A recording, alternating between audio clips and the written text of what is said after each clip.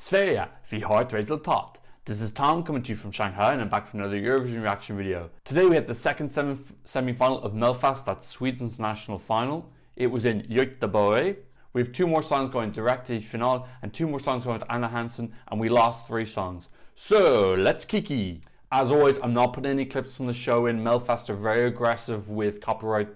Okay, first of all, let's talk about the first person who went to direct to final. That was Anna Bergendahl with Kingdom Come. It's an up-tempo song, it's fun, it's got high energy. I wasn't fully persuaded. It was a very solid performance. I really like the dancers. There's one bit when the dancers they appear to appear from thin air. It was a really cool effect. I don't know how they did that. I watched it back and I was like, where the hell did they come from? They seem to just pop out of the dark. It's really, really cool. I like that she's got dancers. She's always been on her own before, as far as I know. So I like that it's a bit more high energy and fun. For me, the lyrics are weird, a little bit weird and cliche. You know, not saying this didn't deserve to go direct to finale. It wasn't my direct to finale, but I don't begrudge this as much. I don't like it as much as Ashes to Ashes. I'm happy it's in the final. It's high energy. You need a mix of high energy and slow songs. So I think this has a place in the final. I don't think this will win. I don't want this to win. That is a little bit of a concern for me. It's top of the bookies right now, but we're only 2 of the 4 semis in. I really, really don't want this to go to Rotterdam. I think this will struggle to qualify outside of the Melfest bubble. It's just not strong enough. The song, the melody is a bit basic. You know, I can't remember the chorus. I actually watched a reprise because I want to see, like, am I missing something here? In the end, it really just comes down to Anna's a lovely girl and you kind of want to support her. But the song stripped from Anna is just not good enough, to be honest. I loved her reaction when she went, though, falling on the floor. She looked genuinely happy. When they're showing her getting ready for her reprise, she looked really emotional. Everyone's reaction tonight was really nice. Everyone seemed really, really happy. There was no kind of like, oh yeah, I'm into Anna Hansen. You know, sometimes people are like sad when they get into Anna Hansen. Not this time. Everyone was into it. It was actually quite nice to see. Coming to the second director finale, that was Daughter. Now, real big surprise. I was very tense. It was Daughter and Clara. And to be honest, I was like, both of them were really, really strong. So I was like, oh fuck, is Daughter actually going to come 5th again? Because I think she came 5th with her song Cry a couple of years ago. Now, that song Cry, I have to admit, I didn't think that was particularly a good effort. This, on the other hand, way, way, way stronger. It is a real sea of feel. She even said that herself. Her vocals, I have to admit, I'm not fully convinced. It was a little bit hard to hear. She wasn't strong enough in some parts. But her performance on stage was very commanding. I loved when she had her legs open in that kind of like aggressive insect posture. Actual staging was very, very, very slick. There is this tendency now with Melfest in the last 5 or 6 years to have a gimmick, some sort of like visual or light effect. You know, Mons did it very well, Benjamin did it very well. Sometimes it can actually go a little bit too far. David Lindgren did it and that didn't work. If it doesn't work, it really is distracting. If it does work, it can have a real wow effect. Daughter definitely got the latter. That light coming down and going into her hand, what a beautiful, simple, clever, gimmicky. It is a gimmick, but still, I suppose if it doesn't work, you call it a gimmick. If it does work, you can call it a mechanic. So what a clever mechanic. It was really cool. When it happened, I was like, oh wow, that is so clever and visually rich. But also it's something that's very easily reproducible. You know, Mon's thing, you think, oh bloody hell, that's very complicated. That, you can definitely do that. That's just a spotlight coming down and playing with it. Really, really clever. And then she was wearing like a disco ball dress, which I didn't even pick up that was going to be part of her second trick.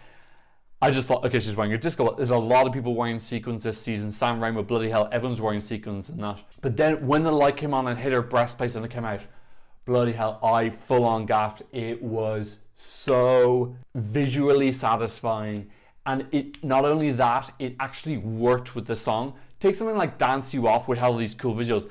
Those videos didn't really actually have anything to do with the song, like other than he's like, it made him look like he was in a disco and he's dancing off this girl. But this like full on had a very direct link. It wasn't like a tenuous tangent. This was a direct link to the song. She's bulletproof. It's like an attack was coming down and she's reflecting it out. And not only is she reflecting out, she's making something very simple or maybe plain into something very beautiful. This spraying of all the lights. First they were red and then they were white. It was spectacular. I full on gasped. I watched the whole of the reprise. It was really, really, really stunning. That is copy and paste straight into Eurovision. I loved as well some more simple things, her starting on the floor and coming up. She just looked really in command of all her movements. In hindsight, it was choreographed, but it didn't look over choreographed. She had some bits where she was shaking her head to the side as well. They looked really good. The choreography was like 100% perfect for me. I really wouldn't change a single thing. Just vocals need to be a little bit stronger. I think that actually just comes from maybe doing a little bit more cardio, because a song like that where it's high energy and she's moving around like a lot, you do need to have good fitness to be able to sing at the same time. Very, very happy this went through. I'll talk about Clara later. I would absolutely love this to represent Sweden in Eurovision. It'd be great to send a girl. They haven't sent a girl since Sanna Nielsen. This is ready to go. This is definitely going to qualify 100%. Then we had our two Anna Hansen songs. So first to go into Anna Hansen was Paul Ray. Guys, this wasn't my cup of tea. This was favourite going into the semi-final. I was watching. I was like, oh God, I'm not connecting with this at all. I hope this doesn't win. So I'm happy it went to Anna Hansen, because for me that kind of implies that it's not really going to win. But I don't mind it in the competition. Obviously I don't mind it. There's different genres, different types of music. But I hate when I don't connect with the Swedish entry, because it's such an important part of Eurovision for me. Yeah, and he's gone down to 13th in the odds now. So almost definitely this isn't going to win. The song was fine. I think he performed it very well. He's very competent. From what I was understanding in the preview clip, he's written songs for Snoop Dogg, or he's done stuff with Snoop Dogg, and there were a couple of other big names as well. So I'm not sure if he's normally a writer and this is his first time performing. The song was fine. Lyrics kind of interesting. Just overall package melody, I just didn't find it particularly interesting. This is a good example of the gimmick. So his gimmick was that he moved and there were like slower versions of him. Again, I just didn't think that worked, because for him to do the movement, it looks so unnatural for him and for the song. So it was like they sacrificed some authenticity of the song and the performance to have this gimmick in. The gimmick wasn't particularly wow. I think that was a bad decision for him. I get gimmicks with the real pop, overproduced electronic songs. His song felt like it had a little bit more heart in it. I don't think those kind of gimmicks work for those type of songs. And then the second song that Anna Hansen was Mendes featuring Alvaro Estrella. Now correct me if I'm wrong, but I believe Alvaro Estrella has been one of the backup singers, dancers. I definitely recognized him from Robin Bengtsson. I think he's been in another one as well. So I feel what's happening is that they said, okay, now it's your turn to be on the stage, but maybe he didn't have enough of name recognition to be on his own, so they paired him up with Mendes.